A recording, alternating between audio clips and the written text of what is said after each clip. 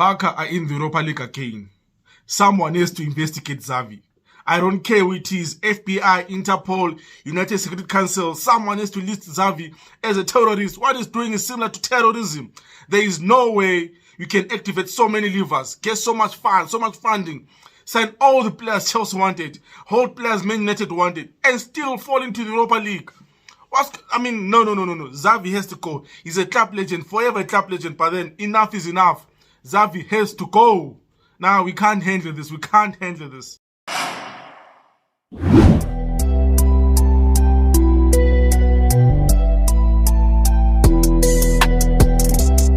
Welcome to MRM Sports. I'm your host, Ronald M.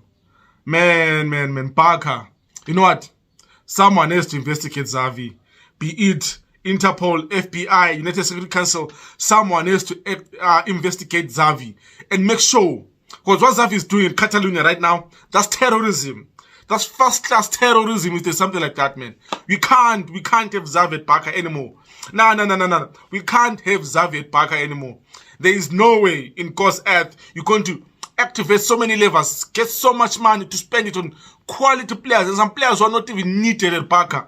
I mean, how do you bring Xavi, what's his name? No, how do you bring Alonso in? How do you send Hector Bellerin? How does Hector Bellerin start a Champions League game when he couldn't cut it at Arsenal?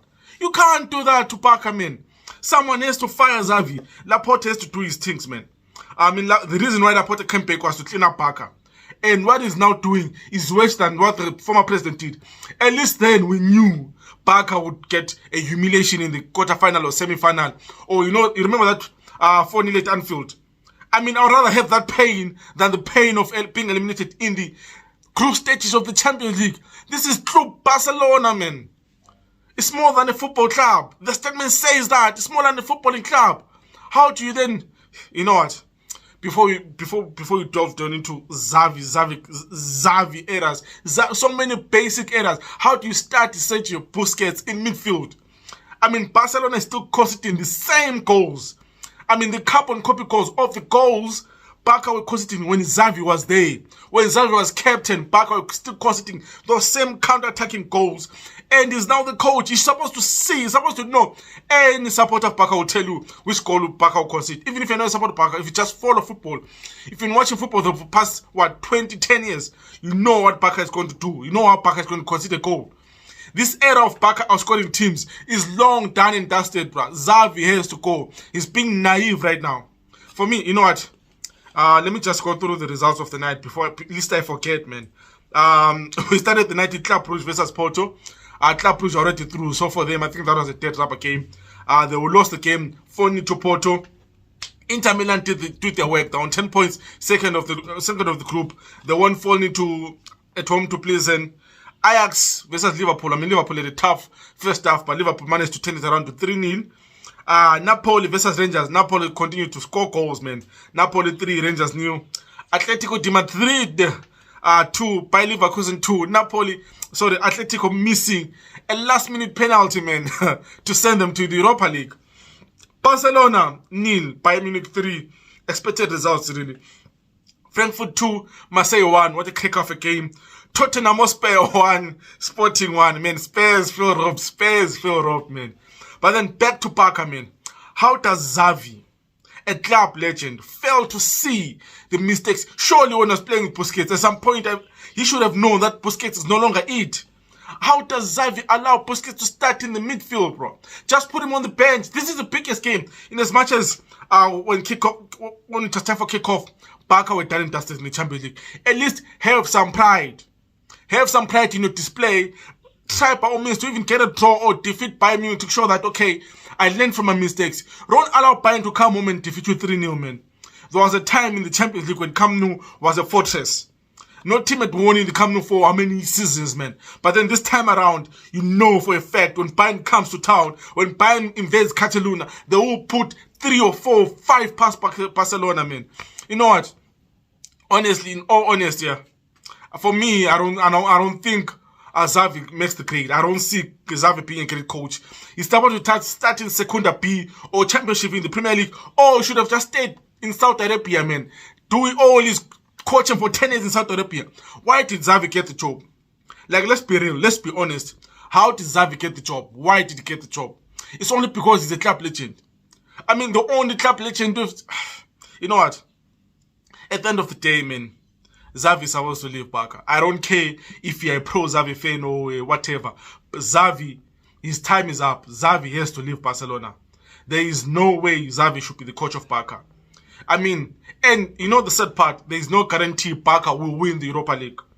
I mean, so many great teams are in the Europa League. There is no guarantee Barca win the Europa League. Because I can tell you right here now, the team that will be drawn against Barca in the round of 32 or whatever in the Europa League, they will know what to do against Barca. Just sit back, Barca will give you space on the counter, we hit them on the counter. We know this formula, it's a tried and tested formula. That's how we do with Barca. I mean, Xavi has to go, Xavi has to be fired. That's it, that's final. For me, if Xavi is not fired by World Cup time, man, I'm emotionally checking out from Barca. Me and Barca are done for the season. I don't care what Xavi achieves in the Europa League. Me and Barca are done for the season. I'm focusing on Chelsea and the Premier League. And I won't be doing any La Liga games for Barca. Because I was planning to do some for the channel, but I won't be doing any La Liga games for Barca. I am done with Barcelona. Like, done and dusted with Barca, man. Let's talk. Of course, Inter Milan. I mean, Inter did what they had to do. I mean, maybe things would turn out differently if Bayern had played Inter. But then, yeah, man, it is what it is. Inter through, Lukaku is through. I can't wait for Chelsea. I hope Chelsea are drawn with Inter. For that, this is my Chelsea cap on. For that Lukaku scenario, man, it will be interesting to see for football. But anyway, man, let's talk about Tottenham Hotspur versus Sporting. What a crack of a game. You know what? Spurs got what they deserve. I'm not saying this as a Chelsea fan, oh, I hate Spurs, but then that was an atrocious first half. This thing of Conte trying to always to be reactionary, not proactive. I mean, second half, Spurs had no choice but then to come out of the blocks because they knew they needed to win the game or at least get a point. You know, the fact that first half they so dreadful. First half, I mean, Sporting at every right to get a point in that game. They could have gone first half 2-0. They could have gone 2-1. They could have gone 3-1. Any result would have suited Sporting that first half, man. But second half, nonetheless, second half, Spurs were on fire. Spurs were on form. I mean, the worst player for him to get chances. I mean, Spurs were creating so many chances, and somehow, some way, they all fell to what you call him, to Eric Dyer, man. Of all the players they needed in the box, it was Eric Dyer getting the chances. And that controversy at the end of the game, man. Listen, the ref's whistle is final. The ref's decision is final. If the ref and the VAR say that was an offside, I mean, I've been doing a bit of research on the law. It's still confusing me even up to now. But then, well, what can we say? I mean, this group, okay, the group of Spurs, man. Let me get the group quickly, man. The group of Spurs is so tricky. Okay, Tottenham Hotspur. No, where is the group? Hold on. Where is the group? I must have it, man. Okay, Spurs on 8 points, Sporting on 7, Frankfurt on 7, Marseille on 6. This group, it is turning out to be the group of death now. Because last day, match week 6, anything can still happen to this group. I mean, if Spurs I think are away to Marseille. If Spurs lose to Marseille by 2 goals or so, Spurs can be out of this group. No, actually, if Spurs lose outright, it doesn't have to be 2 points or whatever. If Spurs lose outright, then they're out of the group. Because Marseille will jump to 9 and Spurs will be 8. And then if Sporting and Frankfurt, if one of them, again, can go anywhere. I mean, this group for me, it's now the group of death. I think everyone knows which group they are supposed to look out for in match week 6, man. But then nonetheless, I think if you're a Spurs fan, you have to be disappointed with Conte. Because first half, you know, this thing of Spurs thinking, okay, let's just sit deep and hit teams on the counter. And then when they're put under the pressure, they try to go for it, the dying embers of the game. It's not a tactic for a big, so-called big club team that Spurs are trying to be. This is not a tactic to employ, man. It is not a tactic to employ. Spurs are supposed to improve on this if they want to progress in the Champions League. I mean, away from home, if you're a Spurs fan, I think away from home, what Conte has to do is make sure that in France, when they play Marseille, they have to try by all means to hit Marseille. From the onset, they have to attack Marseille with everything they have. And then, the twist of the plot Marseille have Kunduzi, have Lakonga. Is it Lakonga? I forgot. But Kunduzi from Arsenal. Another player from on loan from Arsenal. But okay, Marseille. Kunduzi is owned by Marseille. Then another player from Arsenal. And they have Sanchez, former cultured Arsenal. So that would be a good plot twist. Imagine if an Arsenal fan and you're watching your former players and the current player knock out Spurs, man. And makes your Spurs joins you in the Europa League. I think that would be hilarious, man. But nonetheless, this is an interesting group. And as I said, man, Frankfurt managed to defeat Marseille in that game.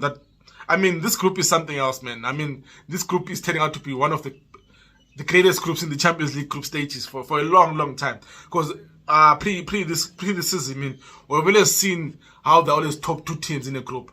There's never a group which is difficult to call like this one at the moment, man.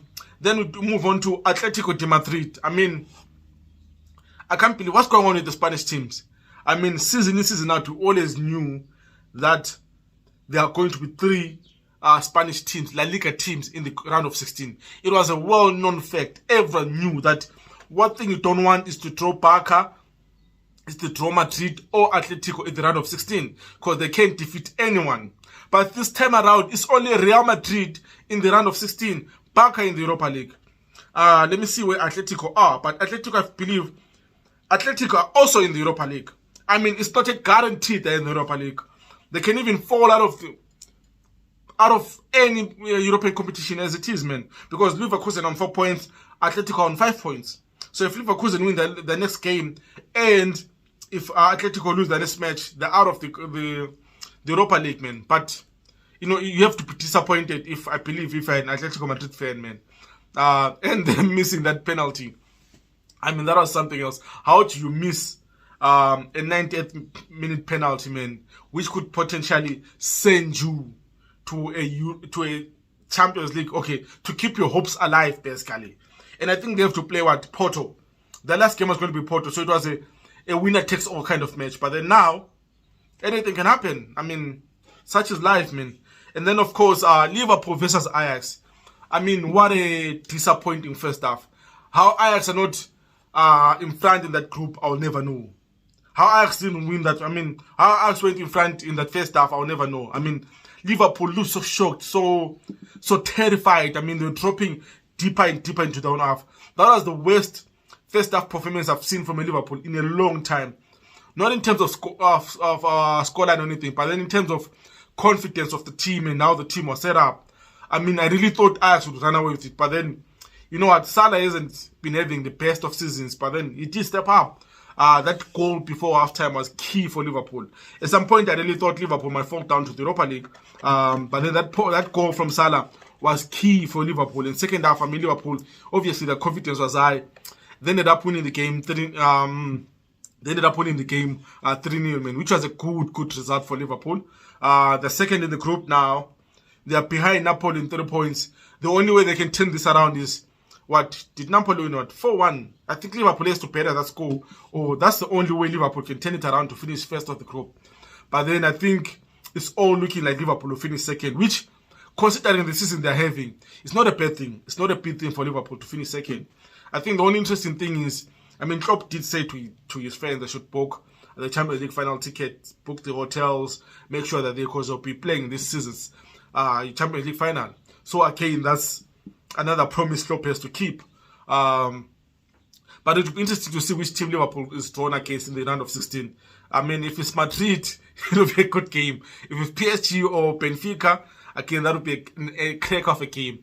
And who knows, maybe Liverpool will sign some players in January and we'll see Liverpool back at their best, man. Which other team should we talk about? I think, other than that, man, it has been a good match day 5 of Champions League. I still can't believe Barca are down there, Atletico potentially, Ajax are down there. When you think about it, the Europa League next season will be equally entertaining like the Champions League. We'll be forced to watch Tuesday, Wednesday, Thursday football. It is literally going to be a forced matter to watch Tuesday, Wednesday, Thursday football. There's no other way around it. And like I said, I can't wait for it, man. I'm going to definitely enjoy football next year around, man. Guys, this has been fun. I'll do something for the Europa League as well, man. I have to talk about United and see how it goes. And of course, Premier League weekend is back. Friday I'll be dropping a preview of the Premier League and a prediction show, man. Hopefully, you guys will enjoy it. Don't forget to like the channel, like the video, subscribe to the channel, man. I'll continue to try and drop more content, the footballing content. And as we're heading towards the World Cup, I mean, someone has to look out for the African teams. I'll definitely be giving you guys a preview of every African team that's going to the World Cup, their strength, their weaknesses, what I personally expect from them to do. I mean, I know everyone thinks, including me, Senegal is our hope there. So yeah, I mean, don't forget to subscribe to the channel and like the videos as well. I'm a host, Ronald M, signing out.